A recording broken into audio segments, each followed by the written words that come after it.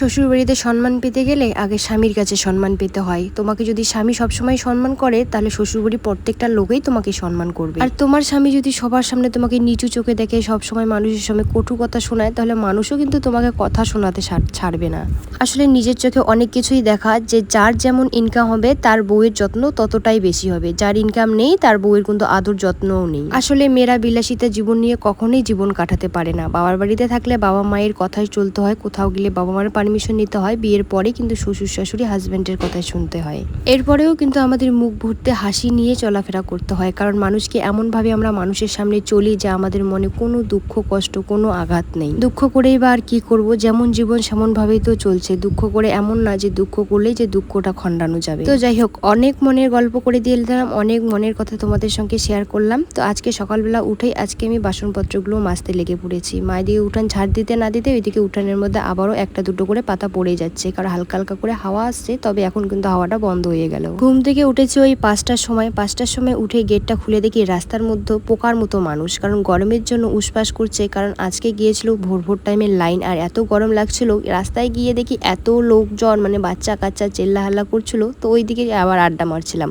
এখন ঘুম থেকে উঠে যেমন ঠান্ডার দিনে লোকজন দেখাই যায় না, গরমের দিনে কিন্তু লোকজনের কোনো অভাব হয়। তবে আমি লোকজনের সামনে ভিডিও করতে এখনো পর্যন্ত এত লজ্জা পাই। তো ভাবছিলাম যে ওইদিকে ভিডিও শেয়ার করব, মাকে বলছিলাম ভিডিও করে দাও, মা ওইদিকে ক্যামেরাটা নিয়ে যাবে। অমন সময় বলছে কি লাগবে না, থাক। এত লোকজন, মানে রাস্তা একদম ভর্তি হয়ে আছে, সবাই মিলে ওখানে বসে আছে, কেউ ব্রাশ করছে, কেউ আবার ঝাড় দিয়ে ওইখানে বসে আছে। আমরাও আর কি অনেকক্ষণ ওখানে গল্প গুজব করে আড্ডা মেরে চলে এসেছিলাম বাড়িতে। তো এইদিকে এই যে তারগুলোর মধ্যে কালকে জামা কাপড় কেচে দিয়েছি, তবে একটু ভেজা ভেজা ছিল, রাতের বেলায় যেহেতু বারান্দার তারের মধ্যে দিয়েছি তো শুকিয়ে গেছে দেখি।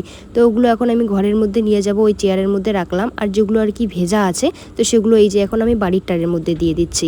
তো বাড়ির টারের মধ্যে দিয়ে এখন ওই যে জামা কাপড় যেগুলো আর কি শুকিয়ে গেছে তো সেগুলো নিয়ে আসলাম ঘরের মধ্যে নিয়ে এসে এখন ভাঁজ করে রেখে দিয়ে দেবো।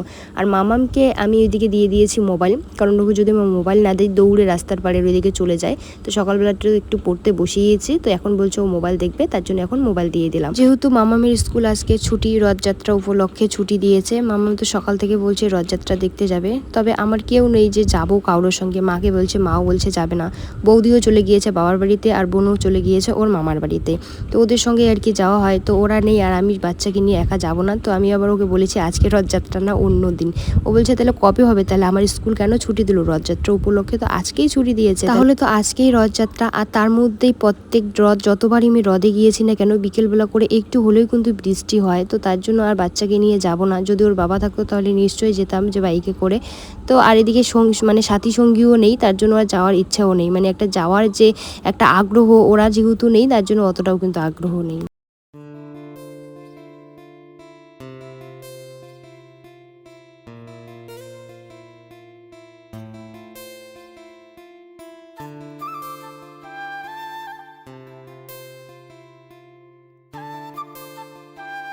জামা কাপড়গুলো ভাঁজ করে নিয়ে চলে এসেছি এখন বাইরে দেখি বাবা ওইদিকে কতগুলো খড়ি কেটে রেখে দিয়েছে, আবার ওইদিকে কিন্তু কাটছে।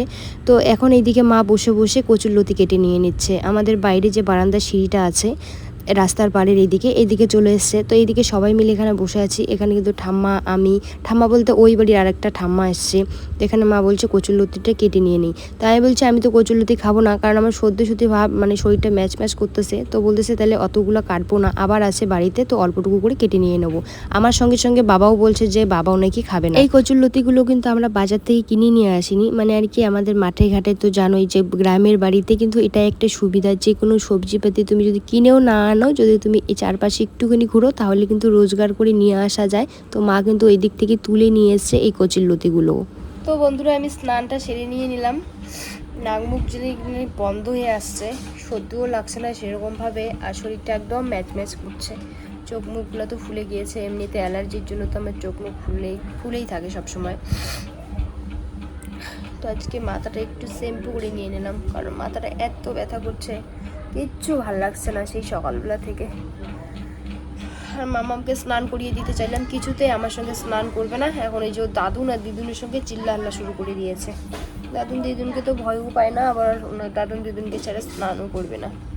তো চলো এখন মাথাটা একটু চিরুনি করে নিয়ে নিই। স্নান করে আর আজকে দুপুরবেলা আমি খাওয়া দাওয়া করিনি, ওই একটু শুয়েই ছিলাম। মাম্মাম এই যে এখন দিয়েছে জল ফেলে, ওরা রাস্তার ওই পাশে চলে গেল, এদিকে সন্ধ্যাও লেগে গিয়েছে। তো এখন জল ফেলে যেহেতু দিয়েছে তো আমি একটু মুছে নিয়ে নিচ্ছি। মুছে নিয়ে হাত পাগুলো ভালো করে ধুয়ে নিয়ে এখন আমি সন্ধ্যা দিয়ে নিয়েছি। বাইরের ঠাকুর, বাড়ির ঠাকুর, যতগুলো ঠাকুর আছে সবগুলোকে আর কি দিয়ে নিয়েছি। তো যাই হোক বন্ধুরা, আমি ভিডিওটা এখানে শেষ করছি। যদি ভিডিওটা ভালো লাগে লাইক কমেন্ট করে দিও আর চ্যানেলটাকে সাবস্ক্রাইব করে দিও। তোমরা সুস্থ থেকো, ভালো থেকো। আগামীকাল নতুন একটা ব্লগের সঙ্গে দেখা হচ্ছে। বাই।